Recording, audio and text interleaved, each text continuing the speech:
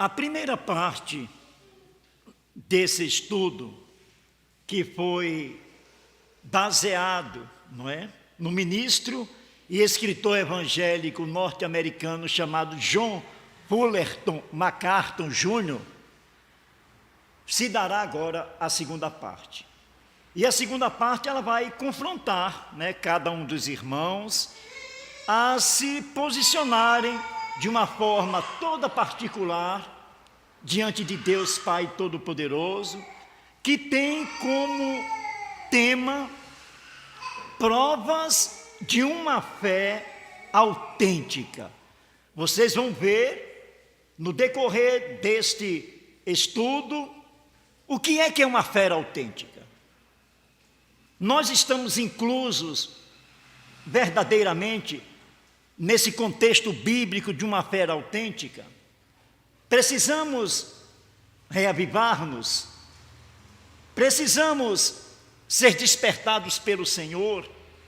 Então serão respostas que serão respondidas no seu âmago, no seu interior, onde Deus perscruta o tempo inteiro. E para tanto, vamos iniciar com um texto básico, que eu tenho como referência sempre quando se fala de fé, que é Hebreus 11. E eu vou convidar o meu querido diácono Emerson a ler para nós os versículos finais deste capítulo. Hebreus 11, do versículo 30 ao 40, que o nosso diácono Emerson estará lendo para nós. Por favor.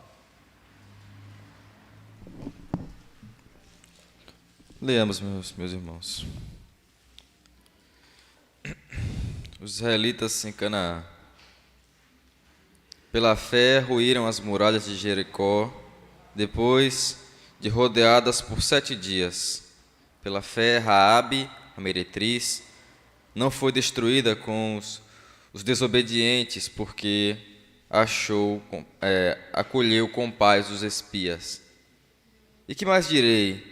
Certamente me faltará o tempo necessário para referir o que há a respeito de Gideão, de Baraque, de Sansão, de Jefté, de Davi, de Samuel e dos profetas, os quais, por meio da fé, subjugaram reinos, praticaram a justiça, obtiveram promessas, fecharam a boca de leões, extinguiram a violência do fogo, escaparam do fio da espada, da fraqueza tiraram força, fizeram-se poderosos em guerra, puseram em fuga exércitos de estrangeiros. Mulheres receberam pela ressurreição os seus mortos. Alguns foram torturados, não aceitando seu resgate para obterem superior ressurreição. Outros, por sua vez, passaram pela prova de escárnios e açoites, sim, até de algemas e prisões. Foram apedrejados, provados, cerrados pelo meio, mortos a fio da espada.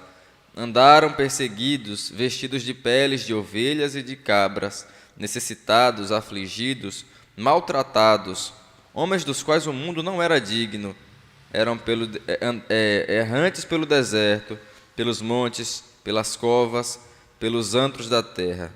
Ora, todos estes que obtiveram bom testemunho por sua fé, não obtiveram, contudo, a concretização da promessa, por haver Deus provido coisa superior a nosso respeito, para que eles, sem nós, não fossem aperfeiçoados. Amém. Amém, glória a Deus. Senhor, nosso Deus e nosso Pai, nesse instante, Senhor, queremos te pedir, meu Pai, penetre, Senhor, em nossa mente, em nossos corações, e tudo aquilo, Senhor, que será dito nesta manhã, Senhor, sirva para o nosso crescimento, para o nosso entendimento melhor de Ti, Senhor, para nós venhamos a compreender aquilo que Tu queres, Senhor, para a Tua igreja e para cada membro em especial. Nos abençoa, que o Espírito Santo faça a obra em cada coração, aqui presente nesta manhã, e aqueles que estarão ouvindo agora ou a posteriori, em nome de Cristo Jesus. Amém. A primeira evidência de uma fé autêntica eu trago como amor a Deus Pai Todo-Poderoso. Para tanto, prepare a ferramenta principal dessa escola bíblica nesta manhã, que é a sua Bíblia. Abram, por favor, em Salmo 42, 1. Amor a Deus é o primeiro ponto que eu trago nesta manhã, que legitima uma fé autêntica. Salmo 42, 1, depois eu vou ler Lucas 10, 27 e, por fim, Romanos 8, 7. Salmo 42, 1 diz assim: como suspira a corça pelas correntes das águas, assim por ti, ó Deus, suspira a minha alma. A fé autêntica, meus amados irmãos e amigos, faz com que você queira Deus Pai Todo-Poderoso. 24 horas do dia, toda a sua vida, você queira. E se você diz que quer a esse Deus, neste diapasão, neste tom, nesta dinâmica, ninguém poderá dizer o contrário. Mas você irá perscrutar seu coração. Você vai pensar nesse instante: é assim que eu vejo Deus? É assim que eu busco a Deus Pai Todo-Poderoso? Assim como o salmista nos colocou. Lucas 10, 27 diz: a isto ele respondeu: amarás o Senhor teu Deus de todo o teu coração, de toda a tua alma, de todas as tuas forças e de todo o teu entendimento, e amarás o teu próximo como a ti mesmo.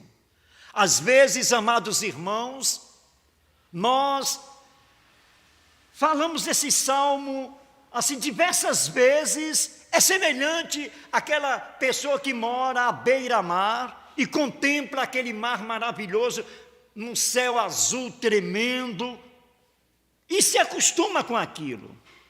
E amanhece os dias, as tardes vão embora, contempla aquela beleza extraordinária e não sente o impacto. Será que este versículo fala literalmente ao seu coração? Amar a Deus de todo o teu coração, de toda a tua alma, de todas as tuas forças e de todo o teu entendimento, e amarás o teu próximo como a ti mesmo. Isso é real, isto é concreto, pois uma fé autêntica requer isto. É um pré-requisito para aqueles que amam a Deus Pai Todo-Poderoso, aqueles que dizem: eu tenho fé em um Deus Pai Todo-Poderoso. E por fim, olha o versículo de Romanos 8, 7. Por isso, o pendor da carne é inimizade contra Deus, pois não está sujeito à lei de Deus, nem mesmo pode estar. Amar o seu irmão. Como é que você ama o seu irmão? Você ama o seu irmão semelhante àquilo que você quer para você mesmo? Observe quanto nós pecamos diariamente, porque às vezes nós pensamos que não. Pagamos nossos impostos. Se sou um empresário, eu sou justo com meus empregadores. Se eu sou uma dona de casa, se eu sou uma enfermeira, se eu sou uma médica, eu faço aquilo que requer a minha profissão, aquilo ao qual eu estou habilitado, estou preparado, e eu dou aquilo ali com integridade. Será que eu faço isso pensando no outro? Quando você tem uma notícia de que vai haver um concurso público, você espalha para todos ou simplesmente fica para você, para que os outros não entrem e venham a disputar diretamente com você? Como é esse amor ao próximo? Amor ao próximo que você tem no seu entendimento, no seu coração, é primeiro eu, depois eu, e por fim, se restar alguma coisa, é para o outro. Então, todas essas confrontações dentro do meu coração, dentro do seu coração, por certo, vai requerer uma contrição, né? No mínimo uma contrição, dizer: Senhor, eu não estou dentro dessa perspectiva de amar a Ti, Senhor. Tem misericórdia de nós, mesmo para o mundo sendo um cidadão exemplar, mesmo que o mundo nos contemple como alguém que paga os impostos, como alguém que não lesa o outro, como alguém que tem uma vida familiar exemplar, ama sua esposa, ama seus filhos, mas aquele que ama a Deus transcende a tudo isto. Aquele que ama a Deus coloca seu filho em segundo plano, em primeiro a Deus Pai, que foi Ele o criador do seu próprio filho. Foi Ele que abriu a madre, foi Ele que deu aquele filho a você. Mas será que isso é real? Será que isso faz parte da sua fé? Essa fé que nós chamamos de fé autêntica? Esse é o primeiro ponto. O segundo ponto que eu trago é arrependimento de pecado. Para que você tenha uma fé autêntica, tem que haver arrependimento de pecado. E aí nós vamos fazer algumas leituras que vêm de encontro a isto, né? A última leitura que eu vou fazer desse texto fica em 1 João 1, de 8 a 10. E para tanto, eu vou convidar o meu amado presidente do PH, o nosso irmão Francisco, para ler para nós 1 João 1, de 8 a 10, daqui a pouco ele vai ler. Antes disso, vamos ler em Salmo 32, 5, que diz assim: confessei-te o meu pecado e a minha iniquidade não mais ocultei. Disse: confessarei ao Senhor as minhas transgressões, e tu perdoaste a iniquidade do meu pecado. Primeiro passo é confessar. É você chegar com Deus, Pai, no seu quarto, naquele recôndito em que ninguém está vendo. Reconheça que você é um pecador. Reconhecer que é um pecador está dizendo literalmente: eu dependo de Ti, Senhor, para me restaurar, para fazer com que eu me sinta digno de olhar olho no olho. Deus está aqui à frente hoje com esta homenagem belíssima, né, dos nossos irmãos em relação a alguém que é um presbítero da igreja. E se eu não faço isso de forma genuína, eu sou um enganador. Eu estou simplesmente aqui com aquelas coisas que eu falei, que uma fé que não é legitimada, por exemplo, uma moralidade visível. Se eu tenho uma moralidade visível, isso não significa que eu tenho uma fé autêntica. É simplesmente algo que eu faço no automático. Conhecimento intelectual, olha aí, ó. Quantos têm conhecimento intelectual? Envolvimento religioso, eu estou aqui, presente na igreja. Mas será que isso é um requisito para dizer que minha fé era autêntica? Confessar os pecados diante de Deus Pai Todo-Poderoso, reconhecer que somos limitados diante de Deus Pai Todo-Poderoso. E uma coisa que muitos às vezes relevam, que está no final deste versículo: e tu perdoaste a iniquidade do meu pecado. Se apropriar disto, entender que Deus perdoa, porque tem pessoas, meus irmãos, que estão nos desvãs da vida, estão buscando um psiquiatra, estão buscando um psicólogo para retirar traumas anteriores, traumas aos quais ele conviveu, aos quais ele foi um agente ativo, em outro caso passivo, porém não se sente perdoado. Quantas pessoas, quantos cristãos ainda não se sentem totalmente perdoados por Deus Pai Todo-Poderoso? Eu vou no mesmo diapasão, confessar os pecados, mostrar o quanto nós somos pessoas carentes de um Deus, carentes de perdão de Deus Pai Todo-Poderoso o tempo inteiro, e infelizmente isso vai nos acompanhar ao longo de toda a nossa vida, a despeito de nós clamarmos por arrependimento, enfim, vai nos acompanhar. Porém, é necessário também que você receba a bênção maior, que é o perdão desses mesmos pecados. E para tanto, Cristo foi colocado na cruz para isso. Então, ao você receber isto também, você, olhe, levanta a cabeça. Você levanta a cabeça não porque você é capaz, não porque você se auto-perdoou, não, porque Deus perdoou, literalmente. Não é semelhante àquela pessoa em que você cometeu algum tipo de deslize com ela, e toda vez que ela olha para você, ela olha com um olhar recriminador. Deus não é assim. Deus perdoa e limpa, literalmente, e você tem que se apropriar disso. Provérbios 28:13 diz assim: o que encobre as suas transgressões jamais prosperará, mas o que as confessa e deixa alcançará misericórdia. Então, confessar os pecados é uma premissa do cristão. Você pode confessar de uma forma direta a Deus, você pode confessar diante da comunidade os nossos pecados, aquele que se dispuser a fazê-lo, ou seja, colocar diante de Deus que você é um pecador. Né? E ao confessar, e aqui tem uma palavra que é excelente: confessar e deixar, porque às vezes tem aquele pecado impenitente, aquela coisa do velho homem que até hoje, mas eu tenho o quê? 10 anos de cristão, eu tenho 15 anos, eu tenho 20, mas aí ele persiste, tem que deixar.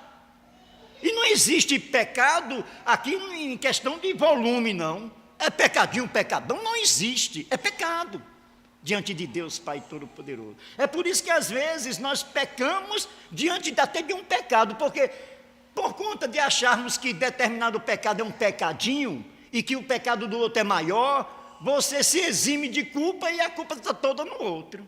Porque aquele pecado seu você coloca no diminutivo.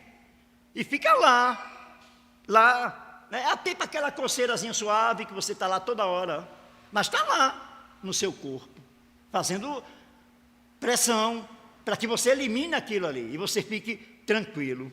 Romanos 7,14 diz: porque bem sabemos que a lei é espiritual, eu todavia sou carnal, vendido à escravidão do pecado. Porque tem muitas pessoas que execram a lei. Né?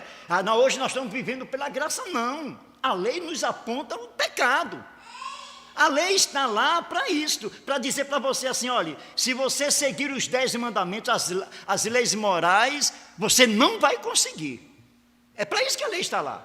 A lei é maravilhosa, a lei ela é espiritual. A lei, né, Cristo cabalmente cumpriu todas elas aqui na face da terra, sem pecar. Cristo cumpriu, e por isso que ele veio pagar pelos meus pecados, porque nenhum de nós tínhamos capacidade de cumprir cabalmente todos os 10 mandamentos, toda a lei moral. Então a lei moral, ela é espiritual, ela é maravilhosa. Ela está me dizendo lá: oh, meu, você aí não passa nem da primeira. É assim que acontece, né? Então nós temos que reconhecer que a lei é maravilhosa e que nós somos incapazes, né, de seguir. É como se fosse seguir uma bula para ficar bom de uma determinada enfermidade. E não fica.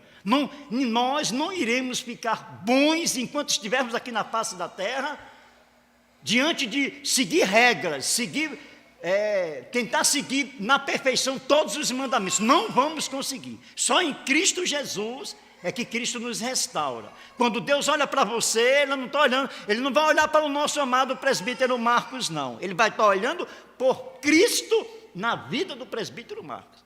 Aí ele vê Cristo lá. Aí ele diz: está absorvido. Isso aí, está redimido no sangue. É assim que nós devemos ver. 2 Coríntios 7,10 diz: porque a tristeza, segundo Deus, produz arrependimento para a salvação, que a ninguém traz pesar, mas a tristeza do mundo produz morte. Então, quando você passa incólume, você de repente, aí eu vou falar um pecado que é tipicamente classificado como, irmã Ivonete, pecadinho. Você é grosseiro ou você é grosseira com seu cônjuge. E aquilo ali você mas eu tenho o quê? 10 anos de casado, tenho 15 anos de casado, e aqui nós temos o nosso Emerson, a nossa Natiele, que daqui a pouco também estará nesse mesmo diapasão nosso. Você pode ter 50, 100 anos de casado. Você não tem o direito de ser indelicado propositadamente com sua esposa. Você pode eventualmente falar algo que agride verbalmente, alguma coisa do tipo, pode, isso é falho, você está sujeito a essas coisas, vamos tentar lutar para que isso não venha a acontecer. Mas pode acontecer, pode acontecer. E você vai relevar? Não, você vai sentir o impacto, você vai se sentir triste naquele momento. A tristeza de alma. Não é a tristeza do mundo aí, não. Uma tristeza que, de repente, você falou, você sente até aquele impacto, mas depois, não, deixa para lá, daqui a pouco as coisas se resolvem. Não se resolvem assim. Você tem que chegar e confessar que você errou, que você foi uma pessoa altamente abusiva naquele momento. E principalmente, eu volto um pouco para nós homens, que somos o cabeça, segundo Cristo Jesus, segundo a palavra de Deus, Pai Todo-Poderoso. Às vezes, traz para si essa uma autoridade tóxica.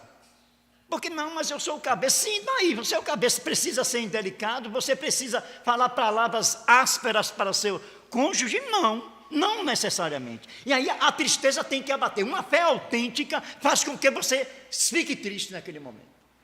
E tome uma atitude de ir lá, de conversar, de explicar o porquê talvez você fez aquilo, mas ao fazê-lo, achando que está justificado o ato, mas o ato não justifica. E eu estou falando de alguém que tem propriedade disso, porque eu sou sanguíneo, eu luto comigo mesmo o tempo inteiro, autodomínio, busco me dominar. Tenho melhorado muito ao longo dos anos, mas ainda tem resquício dele e preciso continuar lutando, sim, o tempo inteiro para isso. E aí agora eu convido o meu amado irmão, presidente do PH, o nosso querido irmão Francisco. 1 João 1, o irmão vai ler de 8 a 10 para nós.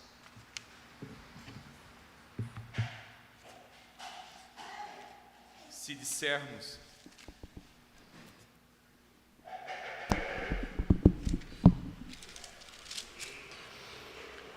dissermos que não temos pecado nenhum, a nós mesmos nos enganamos, e a verdade não está em nós. Se confessarmos os nossos pecados, Ele é fiel e justo para nos perdoar os pecados e nos purificar de toda injustiça. Se dissermos que não temos cometido pecado, fazemo-lo mentiroso, e a sua palavra não está em nós. Pronto, aí é o fecho final para esse ponto, não é? Arrependimento do pecado. Se falarmos que não temos, somos mentirosos, literalmente. E agora eu vou partir para o ponto C, humildade genuína. Não é aquela humildade genuína, não é aquela humildade que você às vezes fala para ter um efeito contrário. Você se mostra humilde para a minha querida irmã Gisele, para que a irmã Gisele me olhe com outros olhos. Aquele olhar de admiração, aquele olhar, olhe como ele é.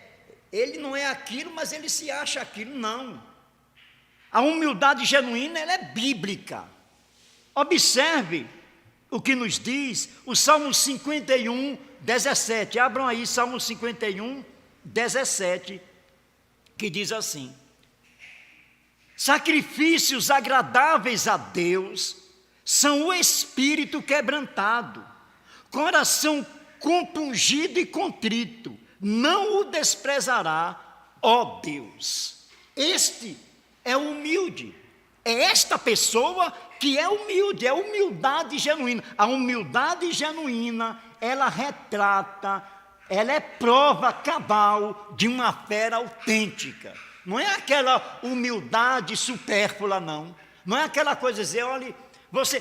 Porque uma coisa é você entender e compreender a sua vocação, as suas capacidades. Você é capaz. Olha, se você for chegar e dizer para mim, em relação a um empresário, como o irmão Francisco é, como o irmão Marcos já o foi, eu no lugar dele seria um desastre. Eu acho que eu não daria um mês e qualquer firma que eu abra vai falir. Eu não tenho nenhum dom. Isso não é essa falsa humildade, não. Isso é literal na minha vida. Não tenho essa capacidade de gerir, não tenho esse dom. E muitas pessoas não pensam assim. Não. Agora, quando você também, ao mesmo tempo que você vê que você é limitado em determinadas funções, Deus lhe deu vocação. E você entender e compreender que você é um vocacionado, que você é uma vocacionada, e que você tem dons, e que isto é bom, e você entender que você tem e falar sobre eles, não significa que você está soberbo, não. Significa que você é um servo de Deus e que Deus lhe colocou, por exemplo. Claro que eu tenho ideia, assim, clara da importância que eu fui ao longo de mais de 40 anos em sala de aula para meus alunos. E aí eu disse assim, mas presbítero, você está respaldado em quê? Eu estou respaldado nos depoimentos dos próprios alunos meus. Quando eu encontro ele como empregado do Banco do Brasil, quando eu encontro ele gerenciando uma loja, quando eu vou em Salvador, aqui é a capital, e encontro pessoas trabalhando lá, que passaram por mim ao longo desses 40 anos, e que foram milhares de pessoas, aí, claro que eu tinha um dom. Eu descobri o dom no ano de 1979, aqui num bairro aqui em Alagoinhas, chamado Mangalô, onde eu comecei meu estágio. Antes de eu fazer o magistério, e na época era ensino científico, eu fazendo o magistério, nada me tocou. No primeiro dia que eu entrei em sala de aula como estagiário, aquele dia foi o dia que Deus descortinou a minha vida e disse, realmente, aqui é minha praia. Então este é o meu dom. Então é nisso que eu vou me empenhar e vou me dedicar. E a partir dali, eu gostei do que estava fazendo, amei a minha profissão. Enfim, essa é a questão. Quando você tem o dom, se aproprie dele. Não ache que é soberba, não. Você não se apropriar daquilo que Deus lhe deu como dom, não é falta de humildade, não. Porque é a mesma coisa, aquela falsa humildade que as pessoas têm de dizer que não é capaz, se sentindo capaz, porque a falsa humildade é isso. A pessoa se sente capaz, não, mas eu vou dizer que eu não sou capaz para que a irmã Ivonete me admire e achar que eu sou uma pessoa humilde. Não. Deus está vendo que você se acha, mas a sua boca para fora você está dizendo que não. Está negando aquilo que você é, literalmente. Então, você assumir aquilo que você é, quanto de bom, e até mesmo quanto de não tão bom assim, é um fato, é isso que é humildade. É você ter ciência daquilo que você é. Olha o que diz Mateus 5, de 1 a 12. As bem-aventuranças, né? Vamos lá, vamos abrir aí Mateus 5, de 1 a 12. É isso que é ser humilde, é estar encaixado dentro das bem-aventuranças do Senhor, que é muito bom, né, nós estamos ressaltando isto. Eu gostaria de alguém lesse para nós, né? Vamos pedir à irmã Gisele. Gisele, por favor, chega ali à frente, minha querida, e leia para nós Mateus 5, de 1 a 11, as bem-aventuranças. Você está dentro desse contexto? Pode ir, viu, minha amada? Você está dentro desse contexto? Beleza, maravilha. É isso aí que é humildade. É você entender e compreender as bem-aventuranças. É isso que é humildade. E para tanto, vamos ouvir a nossa amada irmã Gisele, de 1 a 11, as bem-aventuranças. Vendo Jesus as multidões, subiu ao monte, e como se assentasse, aproximaram-se os seus discípulos. E ele passou a ensiná-los, dizendo: Bem-aventurados humildes de espírito, porque deles é o reino dos céus. Bem-aventurados que choram, porque serão consolados. Bem-aventurados mansos, porque herdarão a terra. Bem-aventurados que têm fome e sede de justiça, porque serão fartos. Bem-aventurados os misericordiosos, porque alcançarão misericórdia. Bem-aventurados os limpos de coração, porque verão a Deus. Bem-aventurados os pacificadores, porque serão chamados filhos de Deus. Bem-aventurados os perseguidos, por causa da justiça, porque deles é o reino dos céus. Bem-aventurados sois, quando por minha causa vos injuriares e vos perseguirem, e mentindo disserem todo mal contra vós. Amém, glória a Deus. Humildade é isso, é você se apropriar da bem-aventurança. É isso que é ser humilde. É você ter sede de justiça, é entender que Deus está no controle de todas as coisas. É você ser uma pessoa pacificadora. É uma pessoa, mas eu sou, olha, quando eu chego, eu sinto, você sente que aquela pessoa fica em paz, fica tranquila com a sua presença ali. Você reconhecer isso, será falta de humildade? Você fica com medo que o outro vai olhar para você e vai dizer assim, olha como ela se acha. Não. Ao mesmo tempo que você reconhece isso, você está no seu coração, olha Senhor, isso não é mérito meu. Você tem ciência que não é mérito seu. É a misericórdia de Deus em sua vida. É quando você está lá, olhe, preparando aquele almoço para o seu esposo e você ali se doa humildemente para dar uma refeição de qualidade, para fazer algo que ele vai gostar. Ou vice-versa, quando você prepara algo para a sua esposa e sabe que ela vai gostar. Ser humilde é isto, é você estar apto a fazer algo pelo outro. É isso que é a humildade genuína. O próximo ponto é a devoção à glória de Deus Pai Todo-Poderoso. Então, uma das coisas, um dos requisitos para essa devoção é o que o presbítero Marcos, de uma forma de admoestação, ele nos colocou nessa noite. Como é que nós devemos, que o outro perceba em nós que nós temos devoção a Deus Pai Todo-Poderoso? Como é que você devociona a sua vida a Deus Pai Todo-Poderoso? Como é que você devociona a glória de Deus Pai Todo-Poderoso? Olha o que diz o Salmo 105:3. Salmo 105:3. Gloriai-vos no seu santo nome, alegre-se o coração do que buscam ao Senhor.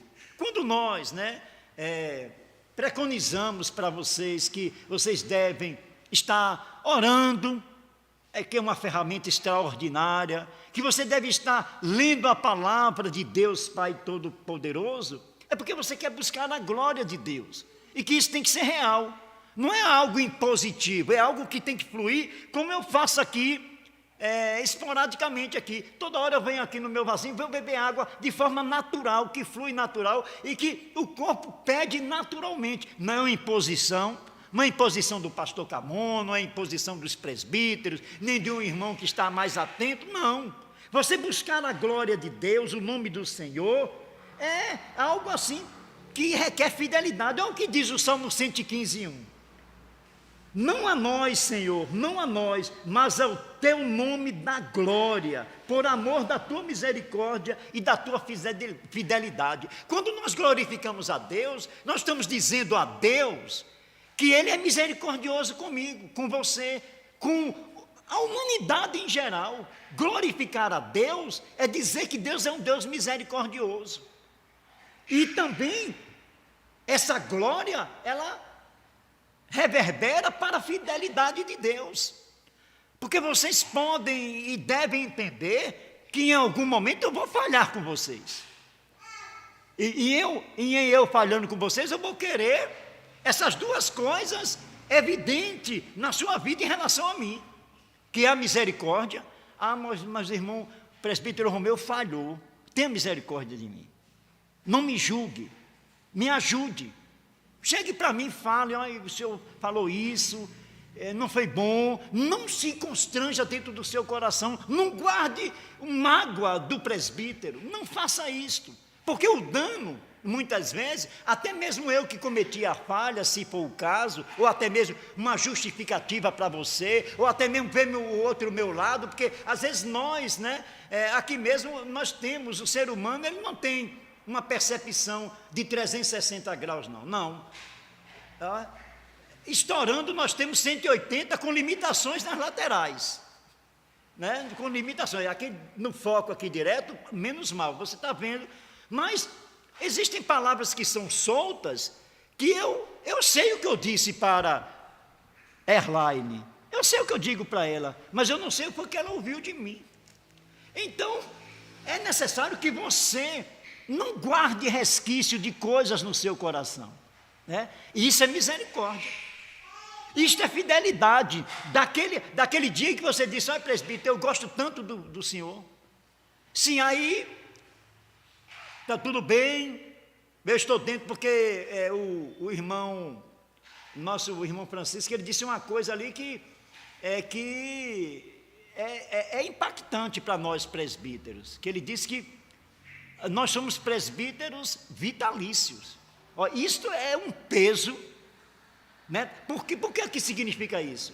Porque um presbítero, ele, em comunhão com a sua igreja, ele está dizendo literalmente para a sua comunidade que ele não está pecando. Ele pode até pecar, mas ele não está pecando. Ele não vive com pecado contumaz. Ele não vive no seu coração com algo contra o seu irmão e que não vá lá conversar com o seu irmão. Ele não vive assim. E não deve viver. No dia que o presbítero, nele, comete um ato falho e permanece impenitente naquele ato falho, ele é destituído do seu... E quando ele diz assim, que nós temos uma função vitalícia, isso significa que nós teremos que levar ele com aqueles pecados e pecados confessados e arrependidos ao longo de toda a nossa vida. Porque pecado não arrependido, pecado não reconhecido, nos destitui quanto presbítero. Isso é fato. Então, nesse momento, aí que eu peço a vocês, misericórdia uns para com os outros. Nenhum de nós seremos perfeitos. E Deus, devotar a glória de Deus, a devoção à glória de Deus, requer que nós tenhamos esses mesmos pré-requisitos que Deus tem para conosco. Deus é misericordioso e Deus é fiel para conosco. E nós devemos reverberar isso para os irmãos e não guardar. É por isso que, aí eu volto para a nossa irmã da SAF, né, nossa irmã Denise, que nos prestou também a homenagem nessa manhã. Quando ela diz que nós, quanto presbíteros, buscamos a união da igreja. E, literalmente, nós assim o fazemos. Podemos errar, ter uma posição... Podemos sim, somos falhos. Porém, o nosso objetivo, o nosso foco é a união da igreja. E que deve também ser de cada membro. Tudo que eu falar, se eu faço um comentário com o irmão, é para a união da igreja. É para unir.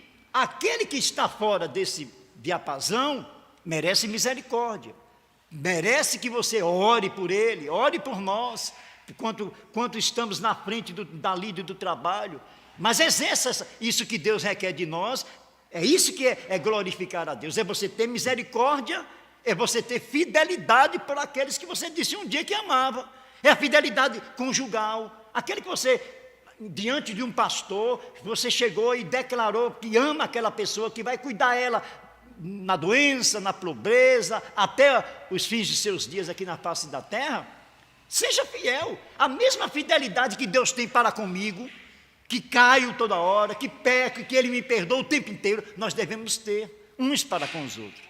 Fidelidade e misericórdia é algo que Deus requer de cada um de nós. Terceiro ponto, devoção à glória de Deus. Nós sermos devocionados, nós devemos estar vocacionados para isso. Olha o que diz Isaías 43, 7. A todos os que são chamados pelo meu nome, e os que criei para a minha glória, e que formei e fiz. Você está incluso nisso? Você está incluso nessa colocação de Isaías 43, 7, que diz: a todos os que são chamados pelo meu nome, e os que criei para a minha glória, e que formei e fiz. Então nós somos criados para a glória de Deus. Deus não nos criou à toa, não. Nós não viemos aqui no mundo para usufruir de bens, de materiais, essas coisas, e simplesmente servir a nós próprios. Não. Nós viemos desse mundo para a glória de Deus.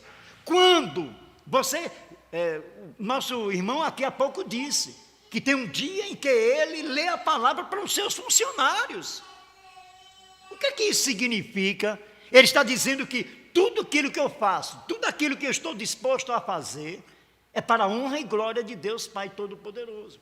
A sua empresa está buscando a subsistência dele? Claro que está. Da família dele? Claro que está. Mas, diante disso, a perspectiva que está no seu coração é glorificar a Deus, é a glória de Deus que nós temos que buscar o tempo inteiro, porque Deus fez para isso. Olha o que Isaías 48:10 diz assim: eis que te acrisolei, mas disso não resultou prata, provei-lhe na fornalha da aflição. Então, servir a Deus muitas vezes, acrisolar, eu trouxe aqui o significado. O que é crisol? É um recipiente utilizado para experiências químicas.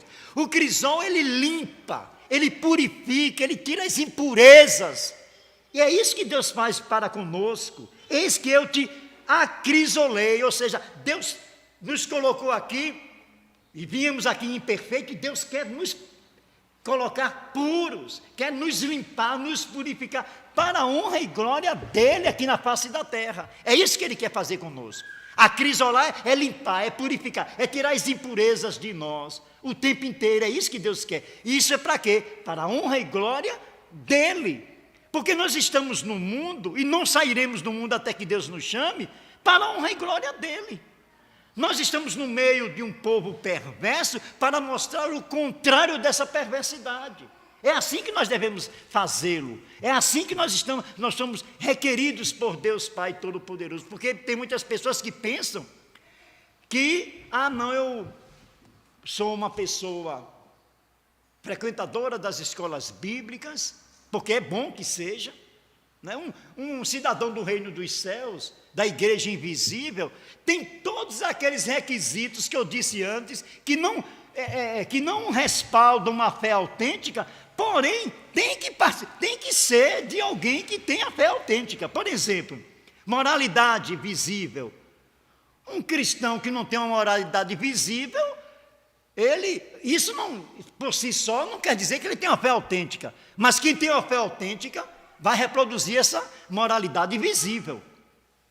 Conhecimento intelectual, você vai ter que ter um mínimo de conhecimento de Deus Pai Todo-Poderoso, que vai utilizar do seu cérebro, da sua capacidade, isso é fato.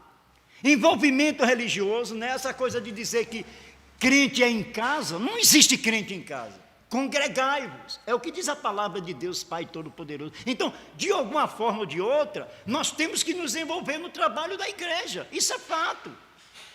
Isso por si só vai dizer que você tem uma fé autêntica? Não. Quantas pessoas estão dentro da própria igreja, anos a fio, e ainda não está convertida? Mas é uma pessoa pontual, é uma pessoa que frequenta os trabalhos, participa das sociedades internas, faz tudo. Mas isto aí faz parte de alguém que tem uma fé autêntica, mas não necessariamente. O que faz parte de uma fé autêntica é aquele que entende e compreende que a sua vida é para glorificar a Deus e não a si mesmo. Se você entende isso e faz assim, isso faz parte sim de uma fé autêntica. Eis que te acrisolei, mas disso não resultou prata. Aproveite na fornalha da aflição. Então, muitas pessoas vão ser provadas. Nós estamos aqui. Quantas pessoas estão no evangelho do oba-oba?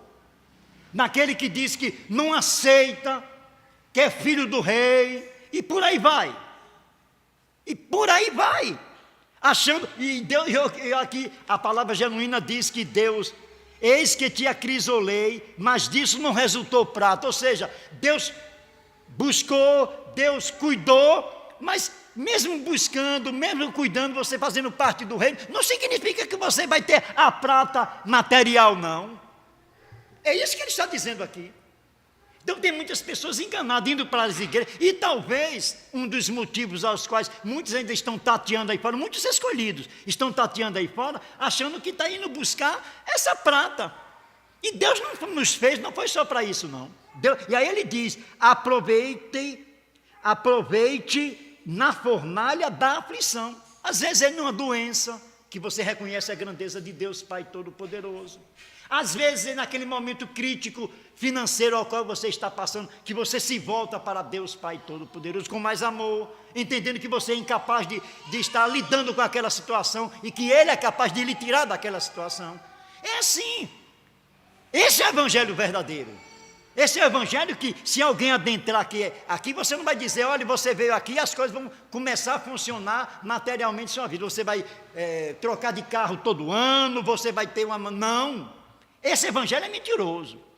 Ele nos acrisolou para nós servirmos a Ele diante de qualquer circunstância. É para isso que nós fomos feitos, para Deus Pai Todo-Poderoso. Devoção à glória de Deus. E aí vem, a glória de Deus que Jeremias diz assim. Jeremias 9, 23 a 24 diz assim: assim diz o Senhor, não se glorie o sábio na sua sabedoria, nem o forte na sua força, nem o rico nas suas riquezas. Olha aí, e aí eu quero dar um parêntese, olha aí. Deus não é contra a riqueza não. Deus não é contra a riqueza não. Deus não é contra que você queira ter um carro bom, não.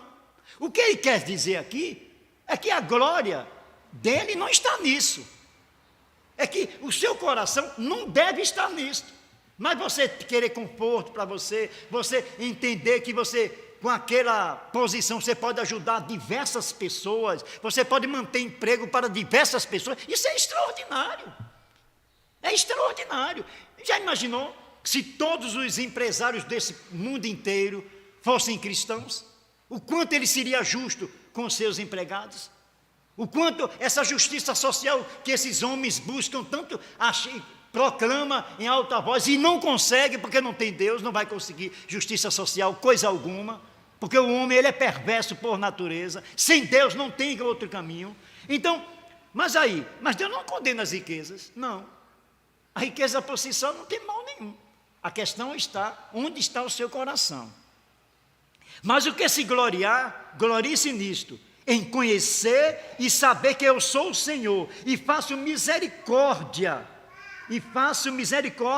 juízo e justiça na terra, porque estas coisas me agradam, diz o Senhor. Misericórdia, olha o que Deus faz na face da terra: misericórdia, juízo e justiça. É isso que Deus se agrada.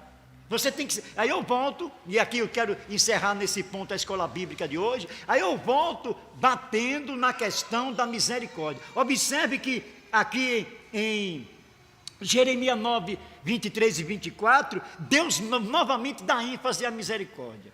Isso tem que reverberar para nós. Será que nós temos misericórdia do outro? Será que nós temos misericórdia quando nós sabemos que um marginal contundente que fez N práticas, ele se diz arrependido? Será que você aceita aquilo no seu coração com bom grado?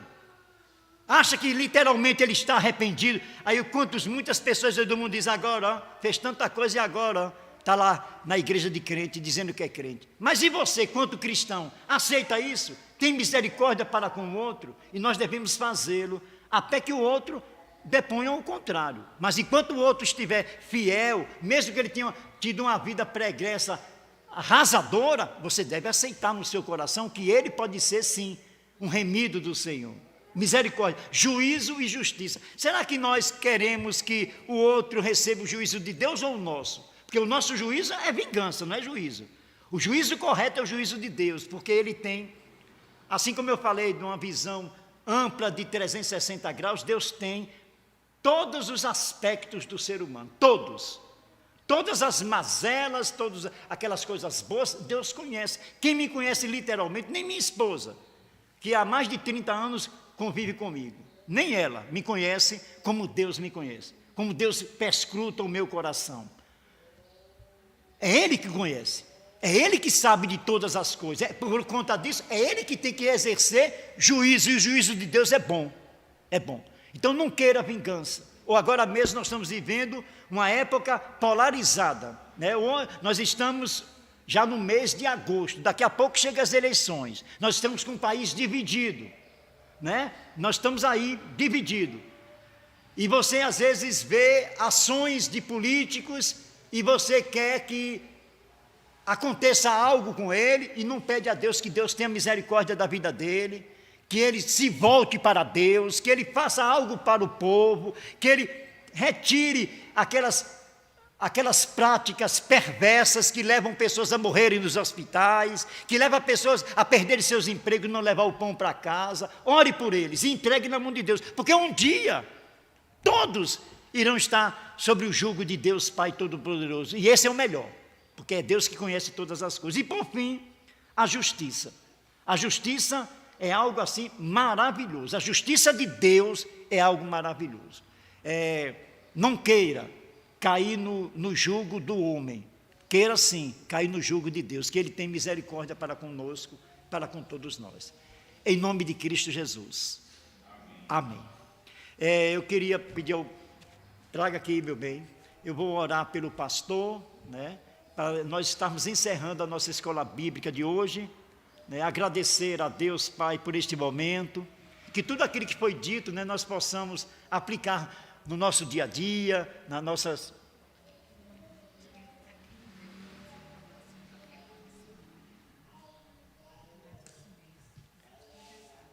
Ok.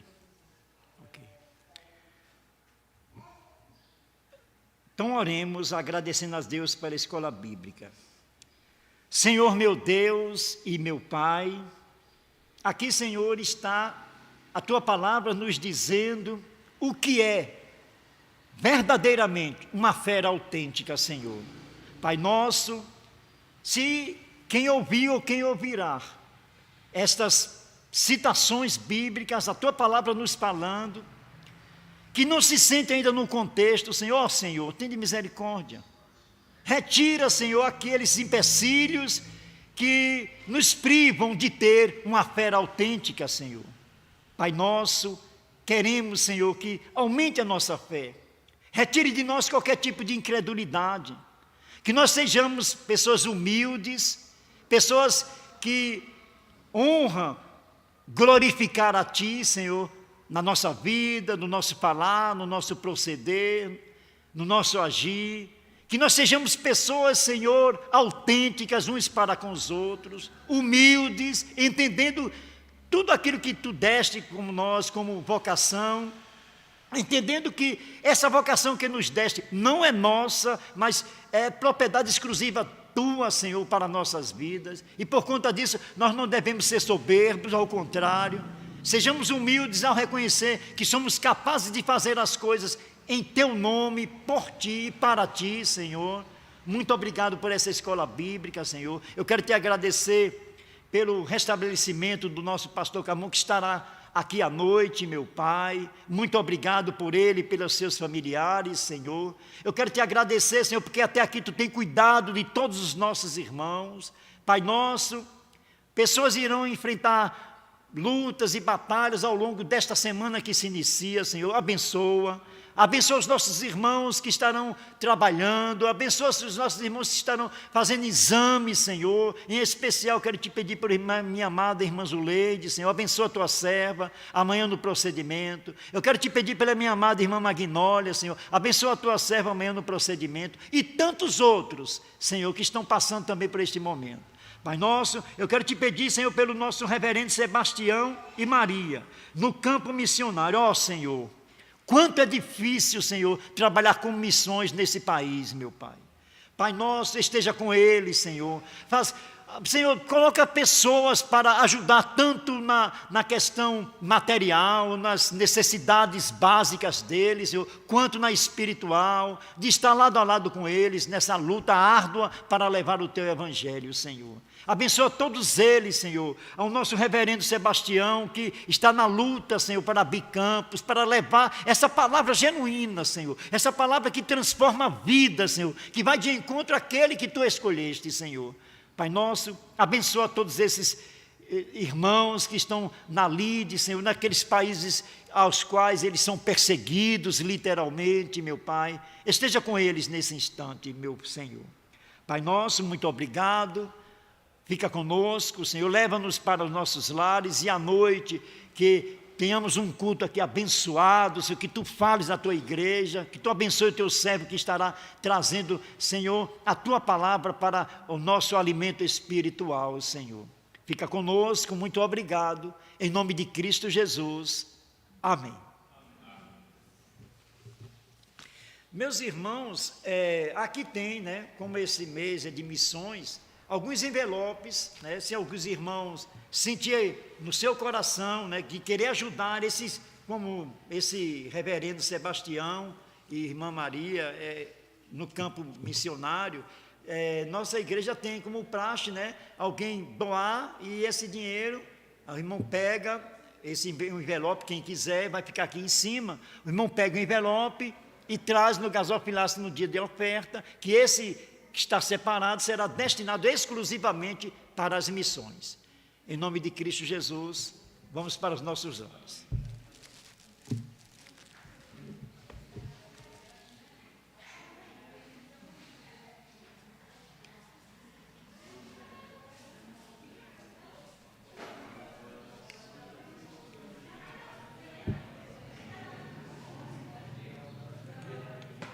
Oi, meu amado. Agora que eu vejo o irmão, melhorou. Não tem prazo não, né? Pode ser para... Não, é durante o mês.